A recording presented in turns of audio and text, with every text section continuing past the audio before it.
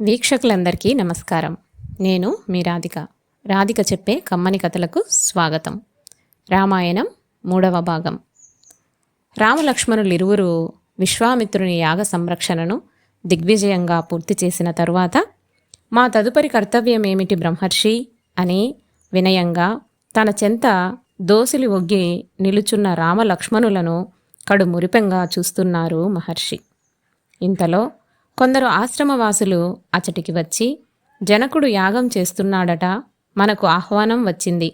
రామలక్ష్మణులారా, మీరు కూడా మాతో మిథిలకు వచ్చినట్లయితే అక్కడ మీరు ఒక ధనుస్సు చూడవచ్చు అని అన్నారు. ఆ ధనుస్సును మిథిలాధిపతి అయిన దేవరాతుడు తన యజ్ఞఫలముగా దేవతల వద్ద నుండి పొందాడు. అది చాలా గొప్ప ధనుస్సు. దాని మధ్య భాగము చాలా దృఢమైనది. అది మిథిలేశుల రాజమందిరంలో ప్రస్తుతం పూజలందుకుంటున్నది అని మహర్షి పలికి తాను ప్రయాణమైనాడు. సోదరులిరువురు, తాపసులు, వారి శకటములు అన్నీ విశ్వామిత్ర మహర్షిని అనుసరించి వెడుతూ ఉన్నవి. సాయంకాలమయ్యే వరకు ఆ విధంగా ప్రయాణం చేసి అత్యంత మనోహరమైన ఒక నది ఒడ్డుకు చేరారు. ఆ ప్రాంత సౌందర్యాన్ని చూసి రామచంద్రుడు మునిచంద్రుని ప్రశ్నించాడు. స్వామి, ఈ ప్రదేశము కడు రమణీయముగా ఉన్నది, కారణమేమి? ఈ నది పేరు శోణ నది. ఇది మగధ దేశంలో పుట్టినది. పూర్వము బ్రహ్మదేవునకు కుషుడు అనే ఒక కుమారుడుండేవాడు. ఆ కుషునకు 4 పుత్రులు. వారిలో కుశాంబుడు కౌశాంబీ నగరమును, కుశనాభుడు మహోదయపురమును, అధూర్తరజసుడు ధర్మారణ్యము అనే పట్టణాన్ని, వసురాజు గిరివ్రజపురాన్ని నిర్మించుకొని ధర్మం తప్పకుండా పరిపాలిస్తున్నారు. వారిలోని వసురాజుకు చెందిన భూమి ఇది. ఈ శోణ నదీ తీరం ఆయన ఏలుబడిలోనిదే. వారిలో కుశనాభుడు ఘృతాచి అనే అప్సర స్త్రీని వివాహం చేసుకొని 9 అందమైన కన్యలకు తండ్రి అయినాడు. ఆ కన్యలు 9 అపురూప సౌందర్యరాశులు. దర్శన మాత్రం చేత మోహ వివశులను గావింపగలరు. వారు ఒకరోజు ఉద్యానవనంలో విహరిస్తుంటే వారిని చూసి మోహించిన వాయుదేవుడు పెళ్లి చేసుకుంటాను మిమ్ములను అని కోరిక వ్యక్తపరుస్తాడు. అందుకు వారు తండ్రి అనుమతి లేని కారణం చేత తిరస్కరించారు. అప్పుడు వాయుదేవుడు కోపంతో వారిని కురూపినులుగా మారుస్తాడు. వారికి తిరిగి శాపమివ్వగల శక్తి ఉండి కూడా వాయువును ఏమీ చేయక తండ్రి వద్దకు వెళ్ళి తమకు పట్టిన దుస్థితి వివరించి కంట నీరు పెట్టుకుంటారు. అప్పుడు తండ్రి అయిన కుశనాభుడు వారికి యవ్వనము అశాశ్వతము, విలువలు శాశ్వతము అని బోధించి ఊరడిస్తాడు. ఒక్కసారిగా తన కూతుళ్ళందరకు వికృత రూపం ప్రాప్తించిన కుశనాభుడు ఆందోళన చెందక వారి వివాహం గూర్చి మంత్రులతో ఆలోచన చేశాడు. గొప్ప తపస్సంపన్నుడైన చూలికి సోమద అనే గంధర్వ స్త్రీయందు జన్మించిన బ్రహ్మదత్తుడు తగిన వరుడు అని నిశ్చయించి అతనికిచ్చి పాణిగ్రహణము జరిపించాడు. అతని కరస్పర్శ అందరు యువతుల వికృత రూపాన్ని పోగొట్టి తిరిగి నవయవ్వన సౌందర్యాన్ని ప్రసాదించింది. కన్యాదానము చేసిన పిమ్మట కుశనాభుడు పుత్రకామేష్టి చేశాడు. అప్పుడు కుషుడు కుశనాభునితో, పుత్ర, నీకు తగినవాడు ధార్మికుడు ఆయన పుత్రుడు జన్మిస్తాడు అని వరమిచ్చి అంతర్ధానమవుతాడు. అంత కుశనాభునకు గాది అనే పేరు గల కుమారుడు జన్మించాడు. ఆ గాదియే మా నాయనగారు అని పలికి, రామా, ఇప్పటికే అర్ధరాత్రి అయినది. చెట్లు అన్నీ కూడా నిశ్చలంగా ఉన్నాయి. పక్షుల కదలిక ఏమాత్రమూ లేదు. మెంట చుక్కలు మెరుస్తున్నాయి. చంద్రుడు పూర్తిగా ఆకాశంలోకి వచ్చి చల్లని కాంతితో ప్రాణులను ఆనందింపచేస్తున్నాడు. రామా, ఇక నిద్రపోవయ్యా అని పలికి మహర్షి తాను కూడా విశ్రమించాడు. తెలతెలవారింది. సంధ్యావందనాది కార్యక్రమంలో పూర్తి చేసుకొని మరలా నడక సాగించారు. అలా నడిచి నడిచి గంగా తీరాన్ని చేరారు అందరూ. ఆ గంగానది శాంత గంభీరంగా ప్రవహిస్తున్నది. పుణ్యజలాలతో, హంస సారస పక్షులతో మనస్సుకు ఆహ్లాదాన్ని జనింపచేసే ఆ నదిని చూసి రాముడు ఆశ్చర్యంతో మునిని ప్రశ్నించాడు. గంగ 3 లోకాలను ఎట్లా ఆక్రమించింది? సముద్రంలో ఎలా ప్రవేశించింది? తెలుసుకొనగోరుతున్నాను స్వామి అని అడిగాడు. రామ, చెబుతాను విను అంటూ మొదలుపెట్టారు విశ్వామిత్ర మహర్షి. హిమవంతుడికి 2 కుమార్తెలు. పెద్ద కుమారిత గంగ, రెండవ ఆవిడ ఉమ. పెద్ద కూతురు గంగను ఆయన దేవతల కోరిక మీద వారికి ఇచ్చివేయగా ఆవిడ దేవలోకం వెళ్ళిపోయింది. రెండవ కూతురు ఉమ శంకరుని ఇల్లాలయ్యింది. పూర్వం అయోధ్యను సగరుడు అనే చక్రవర్తి పరిపాలించేవాడు. అతడు మీ ఇక్ష్వాకు వంశమునకు చెందిన రాజు. ఆయనకు 2 భార్యలు. పెద్ద భార్య పేరు కేసిని, రెండవ భార్య పేరు సుమతి. సంతానార్థి అయి సగరుడు భార్యలతో కూడి భృగు ప్రస్రవణము అనే పర్వతం మీద ఘోర తపస్సు చేశాడు. ఆయన తపస్సుకు మెచ్చి భృగు మహర్షి ప్రత్యక్షమై, నీకు ఒక భార్య యందు వంశమును నిలిపే ఒక కుమారుడు, ఇంకొక భార్య యందు బలవంతులైన 60,000 మంది పుత్రులు కలుగుతారు అని దీవిస్తాడు. అప్పుడు సగరుని పెద్ద భార్య కేసిని తనకు ఒక్క కుమారుడు చాలు అనగా ఆవిడ యందు అసమంజుడు అనే మహాబలశాలి అయిన పుత్రుడు జన్మిస్తాడు. చిన్న భార్య సుమతి యందు 60,000 మంది సగరులు జన్మిస్తారు. అసమంజుడు పేరుకు తగ్గట్టుగా అసమంజసమైన వికృతమైన చేష్టలకు పెట్టింది పేరు. అతను పసిపిల్లలను పట్టుకొని సరయూ నదిలో ముంచి వారు మునకలేస్తూ ఉక్కిరు బిక్కిరు అవుతూ ఉంటే పైశాచిక ఆనందం పొందేవాడు. ఈ దుశ్చర్యలు భరించలేక దేశ ప్రజలు సగరుడి వద్ద మొరపెట్టుకుంటారు. కొడుకు అనే పక్షపాతం కూడా లేకుండా అసమంజుడికి దేశ బహిష్కరణ శిక్ష విధిస్తాడు సగరుడు. అయితే అప్పటికే అసమంజుడికి అంశుమంతుడు అనే వీరాది వీరుడు, బుద్ధిమంతుడు అయిన పుత్రుడు ఉంటాడు. ఆలుబిడ్డలను వదిలిపెట్టి కట్టుబట్టలతో దేశం నుండి వెళ్ళగొట్టబడ్డాడు అసమంజుడు. ఇలా చాలా కాలం గడిచిన తర్వాత సగరుడికి అశ్వమేధ యాగము చేయాలనే కోరిక పుట్టింది. యాగాశ్వమును స్వేచ్ఛగా వదిలాడు. దానిని దుర్బుద్ధి అయి ఇంద్రుడు అపహరించి పాతాళంలో కపిలముని ఆశ్రమంలో వదిలి వెళ్ళాడు. యాగాశ్వాన్ని వెతుక్కుంటూ 60,000 మంది సగరులు బయలుదేరారు. భూమి 4 చెరువులా వెతికారు. అణువణువు శోధించారు. ఎక్కడా వారికి అశ్వము జాడ కనబడలేదు.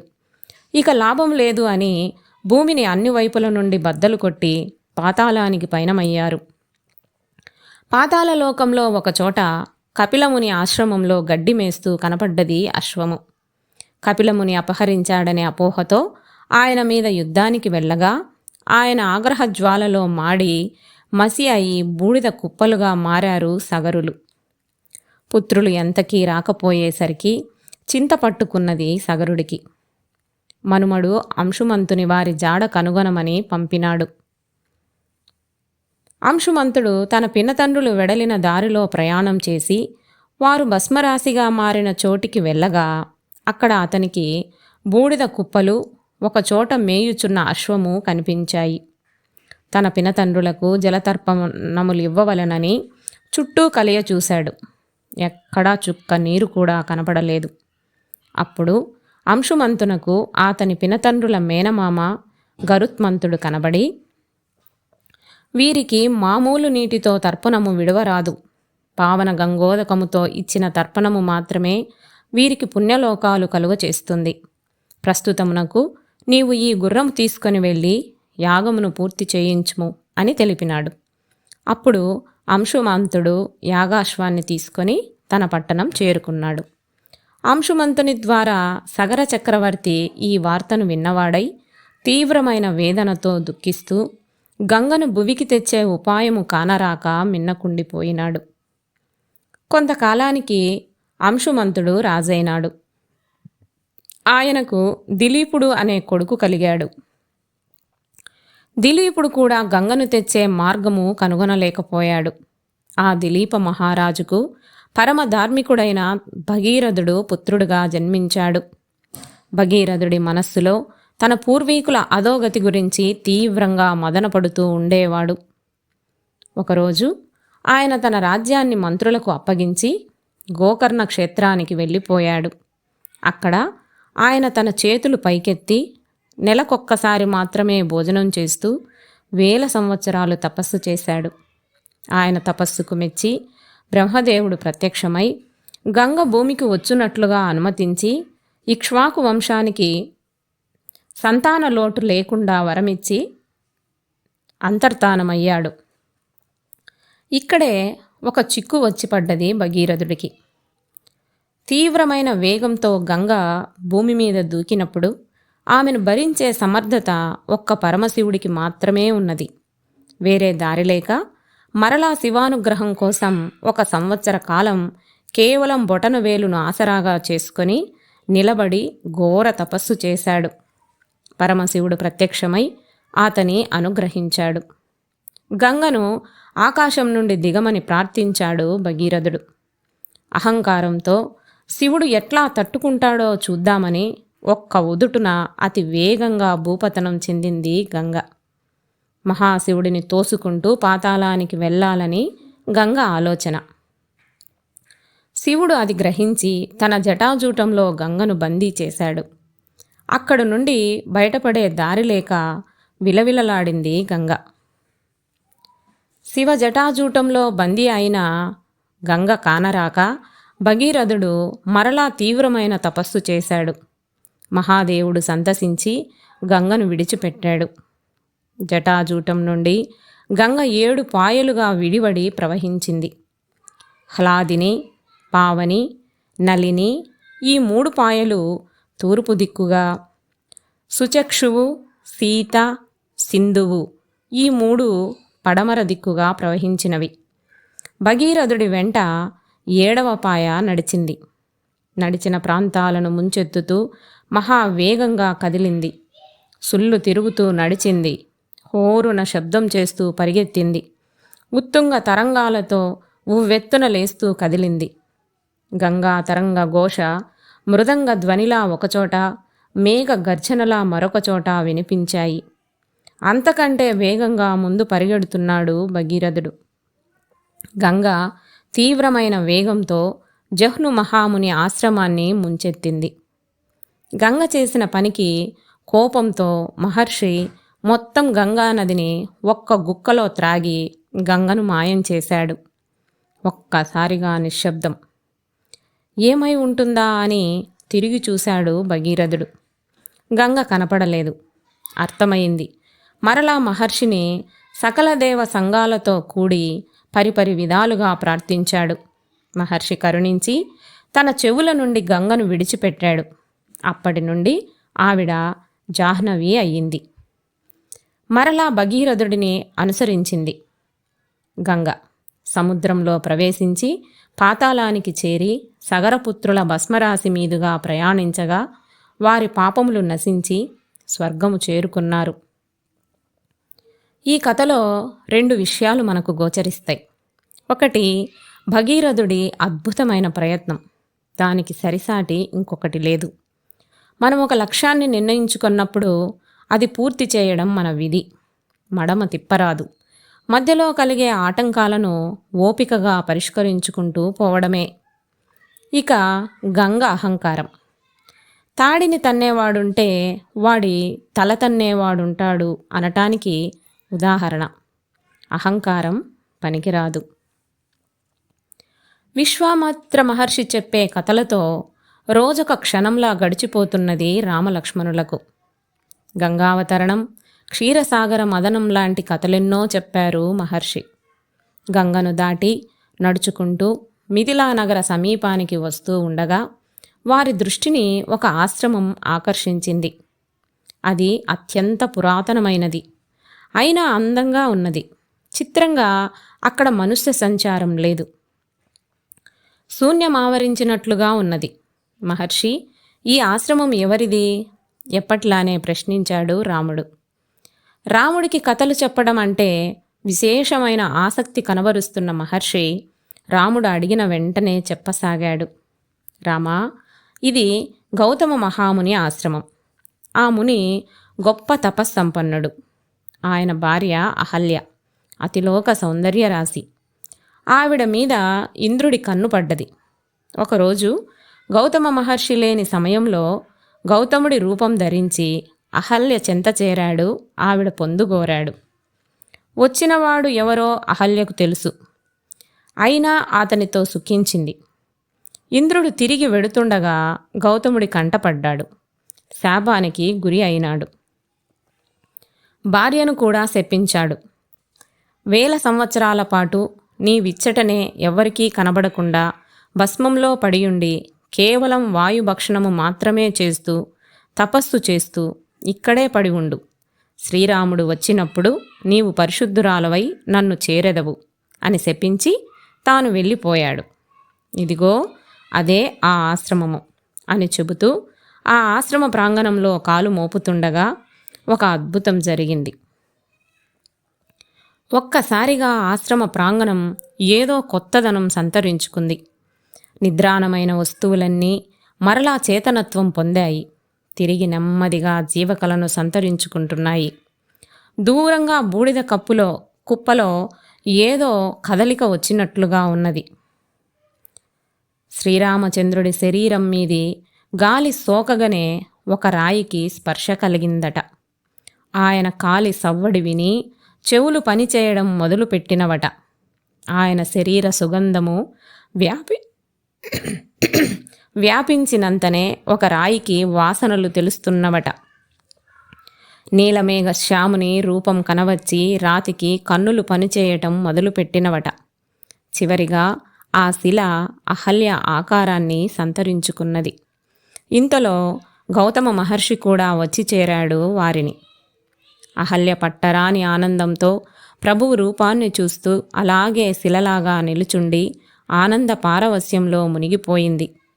మునిదంపతుల ఆతిథ్యం స్వీకరించి మిథిలలో కాలు మోపాడు కోదండపాణి.